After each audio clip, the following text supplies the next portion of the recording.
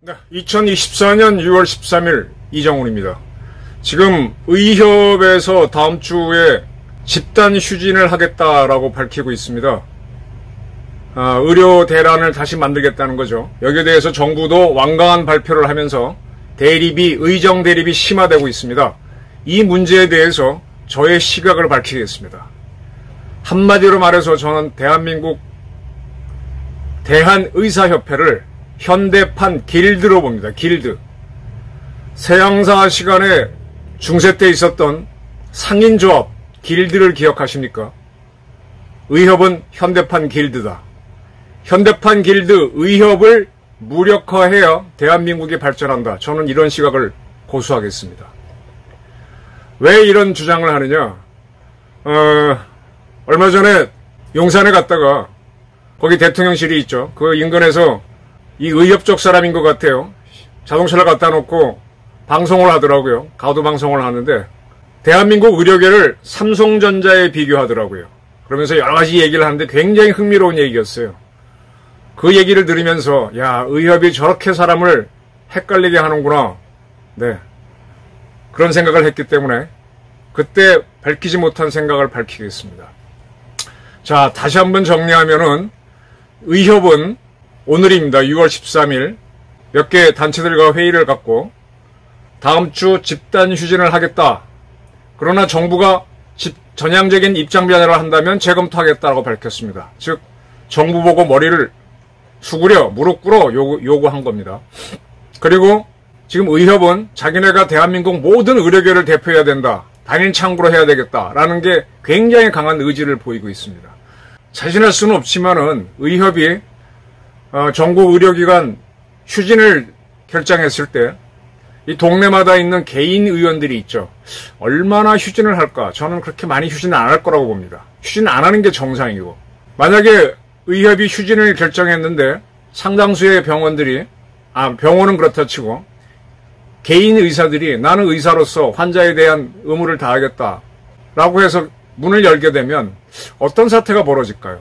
그게 소수라면 굉장히 의협 측이 공격을 하겠지만 다수라면 의협 자체가 굉장히 위기를 맞을 것이라고 봅니다. 이러한 의협의 결정에 대해서 보건복지부는 현재 의료법상으로 의료인 또는 의료기관 개설자가 진료 요청을 받으면 거부하지 말아야 된다. 정당한 사유가 있으면 모를까, 그렇지 않다면 해야 된다. 그리고 이걸 지키지 않으면 벌칙을 주게 돼 있다라고 하면서 이제 자기네 의대 입학생 정원을 늘리는 거에 반대해서 의사들이 병원과 의원을 안 나오는 거는 의료법 위반으로 처벌하겠다라고 했습니다.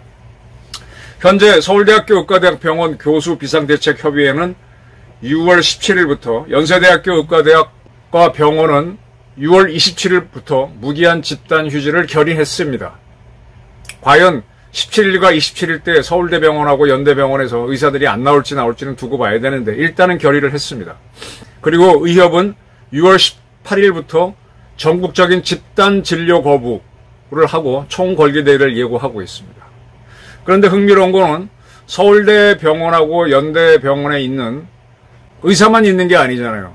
그 원부과 직원도 있고 거기에 뭐 식당 일하시는 분도 있고 청소하는 분들도, 이런 분들은 이러한 휴진에 반대하는 의사를 그 노조는 또 밝혔습니다.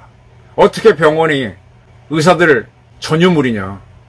의사가 안 나오면 병원이 안 돌아오고 병원이 안 돌아. 지금 대학병원들이 지금 제대로 안 돌아가서 수입이 없잖아요. 그렇게 되면은 그 근로자들이 다 봉급을 못 받고 생업의 위기를 맞지 않습니까? 그래서 이런 갈등들이 일어나고 있습니다. 그리고 지금 전공의들, 의과대학을 졸업하고 의사 자격증을 갖춰가지고 병원에서 좀 더 의사 수련을 하는 친구들이 집단으로 사표를 냈죠. 그거를 아직까지 처리는 안 하고 있는데 정부는 처리하겠다. 사표 처리하겠다. 그럼 이 친구들은 다시 전공인 과정은 다시 들어와야 되고, 그러면 뭐 6개월 내지 1년 늦어지겠죠. 그에 따라서 대한민국 국군의 군의관들이 이 친구들이 가서 채우는데 이 친구들이 수가 갑자기 줄으면 군의관도 출렁하겠죠. 여러 가지 문제가 생길 겁니다. 그럼에도 불구하고 정부는 손을 내겠다라고 합니다. 이 말씀을 드릴게요. 제가 어제 그 용산에 전쟁기념관에 갔다가 누가 차를 세워놓고 의대 증원에 대해 반대한다고 하면서 쭉 얘기를 하는데, 이 의사겠죠, 그분이. 의사들이 대한민국 탑 엘리트죠. 참 재밌게 말하더라고요. 그거 이제 마이크 잡고 떠들고 몇 사람들이 옳소 하는 그걸 지켜보는 경찰들도 들으면서 허허 웃더라고요. 그 말한 사람 논조에 동조가 되는 거죠. 뭐라고 얘기했느냐? 이런 논리입니다. 대한민국 의료계는 세계 최고다. 세계 최고다. 저도 인정합니다. 근데 이 세계 최고라고 해서 대한민국이 갖고 있는 기업 중에 세계 최고를 어디라고 꼽습니까? 삼성전자를 꼽죠. 삼성전자가 세계 최고인데 삼성전자가 잘 된다고 삼성전자 직원을 2배로 늘리면 삼성전자가 망합니까? 안 망합니까? 라고 묻더라고요. 대부분의 사람들이 삼성전자 망합니다. 저도 그렇게 생각합니다. 그리고 대한민국 최고의 대학을 서울대학교라고 그럽니다. 너도 나도 서울대학교 가고 싶지요. 그래갖고 서울대학교 정원을 10배로 늘리면 그게 서울대학교가 됩니까? 어디 지방 똥통대학이 됩니까? 그러니까 똥통대학이 됩니다 그러더라고요. 그 말이 맞죠. 실제로 과거 프랑스에서는 파리에 있는 소르본느 대학이 최고의 명문이었어요. 영국의 옥스퍼드, 캠브리지랑 경쟁하는 좋은 대학이었는데, 프랑스가 대학 평준화를 하면서 전국의 대학을 다 똑같이 만들어버렸죠. 그래서 변별력이 없어졌습니다. 독일도 그렇게 했고요. 그런데 제가 이 말씀 드릴게요. 근데 진짜 프랑스의 엘리트는 어디서 나오느냐? 프랑스에서 대학교는 의미가 없어요. 그리고 대학을 나온 다음에 그 친구들이 대학원이라고 할 수는 없고, 우리로 얘기하면 로스쿨 같은 개념이지. 그랑제골을 갑니다. 그랑제골 한 10개 있습니다. 거기 나오는 애들이 진짜 엘리트예요. 그게 영국의 옥스퍼드, 캠브리지, 미국의 하버드, 예빌 역할을 합니다. 대학교는 큰 의미가 없어졌어요. 근데 그랑제골은 아무나 못 가. 거기는 무지하게 경쟁하고, 그랑제골 나오는 애들은 대기업에 들어가면은 거의 과장이나 부장부터 시작합니다. 대학 나온 친구들은 말단부터 시작하고요. 프랑스 대통령들이 대부분 그랑제골 출신이고, 그 전에 사르코지가 일반 대학 나와서 대통령이 된 특이한 케이스였죠. 그럼 독일 같은 경우도 대학 평준화를 했는데, 거기는 어떻게 엘리트를 만드느냐? 졸업을 안 시킵니다. 졸업정은 문제입니다. 입학은 누구나 해. 근데 조건을 못 갖추면 졸업을 안 시킵니다. 7년, 8년 다니다가 졸업증 못 받습니다. 그래서 대학 나온 애들이 실력이 있습니다. 서울대학교 정원을 10배로 늘리면 서울대학교 똥통이 됩니다. 그건 프랑스 대학 예를 보거나 독일 대학 예를 보면 그렇습니다. 근데 거기도 보게 되면 그랑제골이 있고 대학을 졸업정원제로 해갖고 엘리트를 만듭니다. 서울대 정원을 10배로 늘려서 의사 정원을 10배로 늘려가지고 막 의사를 키우고 하면은 대한민국 의료계 똥통이 되겠죠. 그건 맞습니다. 동의합니다. 그리고 이런 얘기도 하더라고요. 여러분들, 공무원이 참 좋은 직업이죠. 공무원 2배로 늘리면 대한민국 국민들 세금 때문에 죽어납니다. 그 얘기도 합니다. 그 사람들이 굉장히 공감을 하고, 그 듣고 있던 경찰관도, 시위대 지키는 경찰관도 허허 웃고 끄떡끄떡거리더라고. 또 그리고 이런 얘기도 합니다. 그리스란 나라는 의과대학을 나와가지고 워낙 거기에 의사들이 돈을 못 받으니까, 한국도 의사가 많아지면 돈을 많이 못 벌잖아요. 그래서 의사들이 전부 다 해외 나가려고 그러고, 그래서 그리스는 의사 생산국이라는 거예요. 다 나간다는 거예요. 그리고 이런 얘기도 합니다. 지금 이제 의과대학 증원을 정부가 한다 그래서 의사들이 파업한다 그러니까, 그러면 외국 의사를 도입하지 뭐. 그러면 대한민국에 오는 의사들이 뭐 미국이나 이런 선진국에서 오겠습니까? 다 한국에 오고 싶은 사람은 한국보다 못 사는 나라의 의사들일 텐데, 그 아프리카나 동남아시아 의사들이 오게 되면 여러분들 좋습니까? 이렇게 질문하더라고요. 그러니까 사람들이 막 올쏘 그러죠.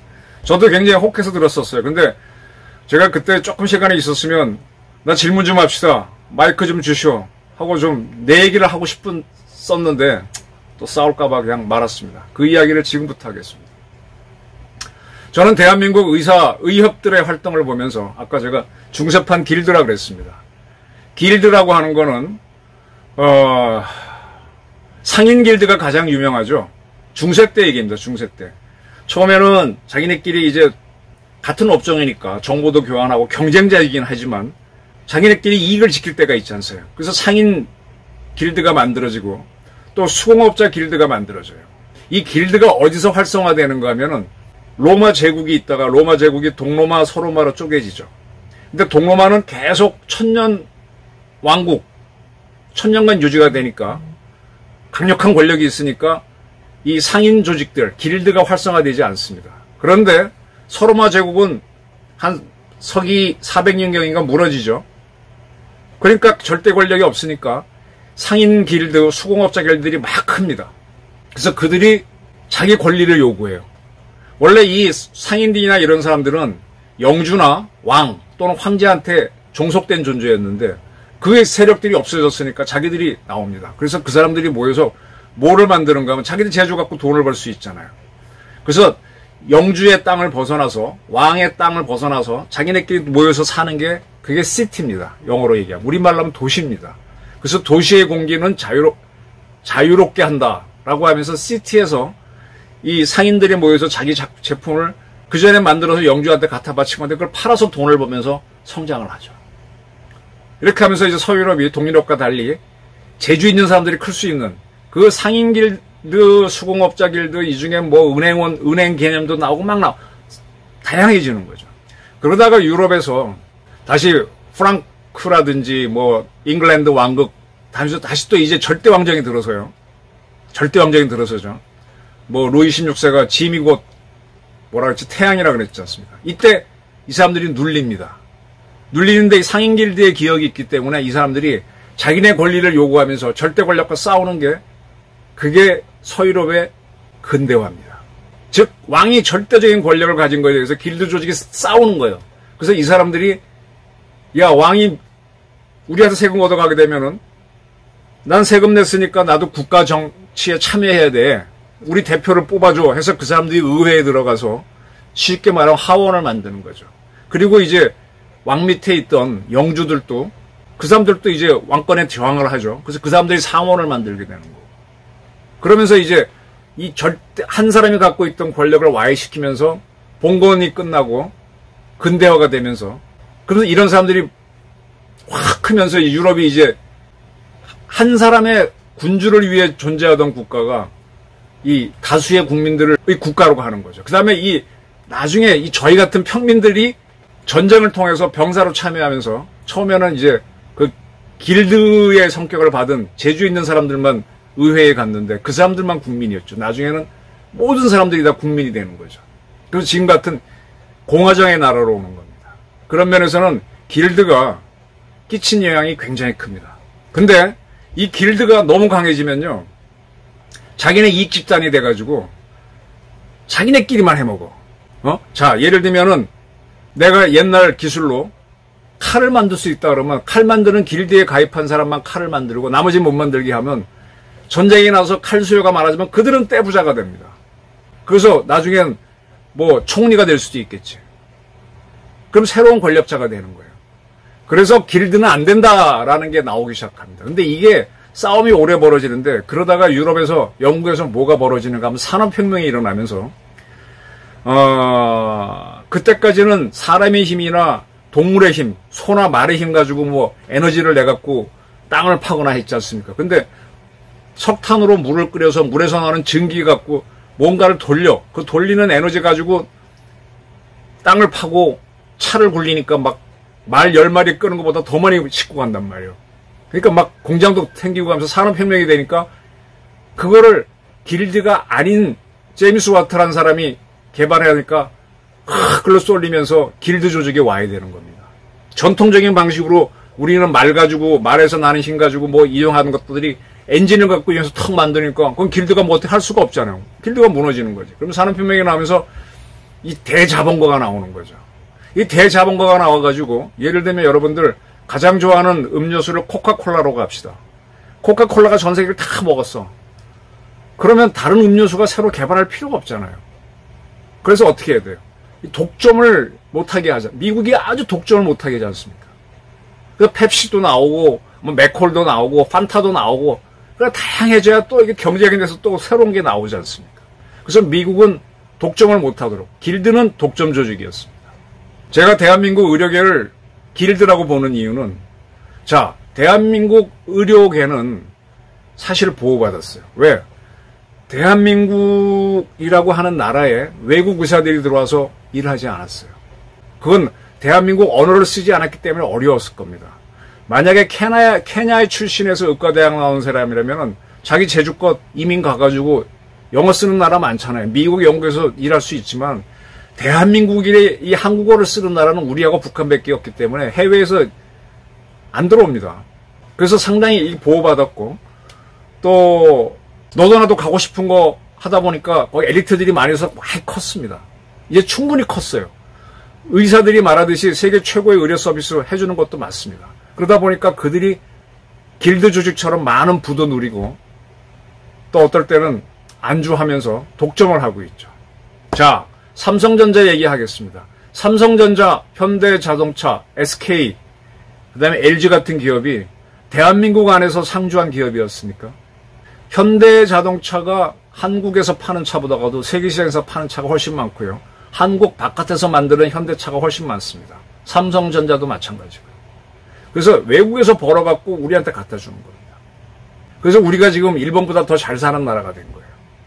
대한민국 의료계는 우리 쪽에서 살면서 우리 국민들로부터 이익만 취했지만 삼성전자, 현대차, SK는 해외로 나갔던 겁니다. 그 못 나가는 기업들은 지금도 빌빌거리지만 한국 대기업들은 세계적입니다. 이게 한국을 살린 겁니다. 제가 봤을 때 한국 언론이 굉장히 후졌어요. 제가 보기에. 이번에 정범진 교수가 원자력과 교수인데 그런 글을 썼더라고. 이번에 부안에 지진 났다고 하니까 기자들이 전화가 왔대. 들어보니까 뭐냐. 부안 지진 때문에 원자력 발전소는 안전하냐. 안전하다. 왜 안전하냐. 우리는 진도 6에도 견디도록 규모 6에도 견디도록 설계된 건데 사각구는 끄떡도 없다. 근데 이 설명을 매번 해야 된다 이거예요. 그건 뭐냐. 한국 기자들이 한번 공부를 하고 했으면 계속 그 분야에 있어야 했는데 계속 바꾸니까 새로운 쫄병들이 와갖고 모르는 애들만 양산되니까 맨날 모르는 기사만 쓴다라고 규탄을 하더라고요. 난 동의합니다. 그래서 원자핵과 생물 같은 경우는 미토콘드리아하고 세포의 핵이 있죠. 그 핵을 구별하지 못하는 기자도 많더라고 이제 했던데 저도 그렇게 봅니다. 엉터리들이죠. 그게 왜 그러냐. 한국 기자들이 한국에서만 하다 보니까 그런 거예요. 용인이 되는 거지. 근데 세계로 나가면 우스꽝이 되니까 못합니다. 한국 의사들은요, 한국만 했습니다. 그럼 이번에 윤석열 정부에서 왜 의과대학 정원을 늘리겠다 했느냐? 그들의 목표가 이루어질지 안 이루어질지 모르지만은 삼성전자처럼 우리 의료계도 한국 국민들만 상대로 하지 말고 해외 환자들 끌고 와서 돈 좀 벌자. 이거잖아요. 지금 의사들 말대로 지금 국민 인구가 줄고 있고 있는데 무슨 의사를 늘리느냐. 맞습니다. 근데 해외에서 환자들을 한국에 한동안 많이 나왔던 게 우리 저 영종도에다가 공항 지을 때 여기다가 의료타운 만들어서 해외에서 또 우리가 그때 한동안 그 황우석 박사인가 줄기세포 해가지고 뭐 생명과학 했을 때 불치병 사람들이 비행기 타고 영종도에 내리면 거기에 의료타운에서 쫙 고쳐져 갖고 보내고 돈 벌자 그랬지 않습니까? 그러려면 그렇게 하려면 그 세계를 바라보고 의사들을 생산해야 되는 거잖아요.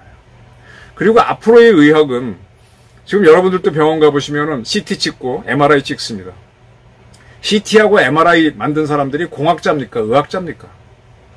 옛날에는 주사 놓고 뭐하고 이렇게 문진하는 게 의사였지만 지금 의사들은 공학자에 가까워요. 의공학자라는 말이 나와요. 그 엔지니어링하고 메디슨이 결합해갖고 새로운 게 나와야 됩니다. 지금 막 융합이 되고 있지 않습니까? 그런 거 하려니까 의사 공부를 하고 나서 엔지니어링 공부하려니까 새로운 의사들이 필요하다. 그런 개념으로 지금 가는 거잖아요. 그러니까 지금까지 길드식으로 살지 말고 새롭게 산업혁명 시기에 맞는 그런 산업체계로 가자. 그다음에 독점은 안 된다. 이거잖아요. 나는 이런 거라면 하는 게 옳다라고 봅니다. 삼성전자 직원을 2배로 늘리고 서울대학교 정원을 10배로 늘리는 게 아니라 서울대학교 같은 대학을 10개를 만들고 삼성전자 같은 기업을 10개를 만들자는 게 의대 증원의 뜻입니다. 물론 그게 실패하게 되면은 결국 우리 국민들만 상대로 하니까 의사들이 돈을 못 벌고 그래서 해외로 나가게 되고 국내 의료 수준은 떨어지는 실패로 갈 수도 있어요. 근데 실패가 무서워서 도전도 안 하나요? 난 도전도 안 하겠다는 게 의협으로 보입니다. 연세대학교, 서울대학교 휴진에 찬성한 의대 교수들로 보입니다. 참 비겁합니다. 대한민국 언론이 이 시시하게 이렇게 된 거는 우리끼리만 경쟁해서 그래. 해외에 나가봐. 저는 그전에 기자하면서 대한민국의 쟁경이 중요한 기사를 일본 기자가 특종했길래 약이 오르더라고요. 그래서 일본에서 후쿠시마 사고 났을 때 후쿠시마 사고에 대한 책은 일본 기자보다도 제가 먼저 냈어요. 일본하고 경쟁해 보니까는 후쿠시마 방류수 문제 갖고 막 걱정하는 그런 엉터리 기자는 절대로 안 되더라고요. 세계랑 경쟁해야죠. 왜 대한민국 의료계가 이렇게 안주해서 자기네끼리 탁 소수를 뭉쳐서 잘 먹고 잘 살, 그러면서 의료 서비스가 좋다? 거기에 안주하려고 합니까? 지금 인간에 대한 분석이 제가 이렇게 말할 때 정신작용이 어떻게 작용되고 또 이런 것들이 다른 사람한테 공감될 때 어떻게 텔레파시로 되는 데까지 막 영적인 세계까지로 나가고 있는데 어떻게 한국 의료계는 여기에 갇혀있겠다는 거예요?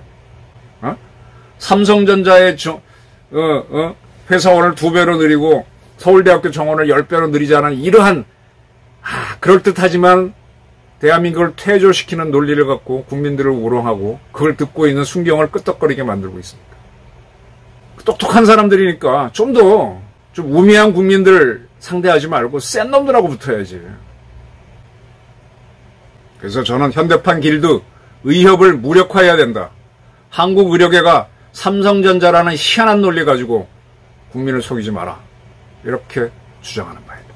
감사합니다.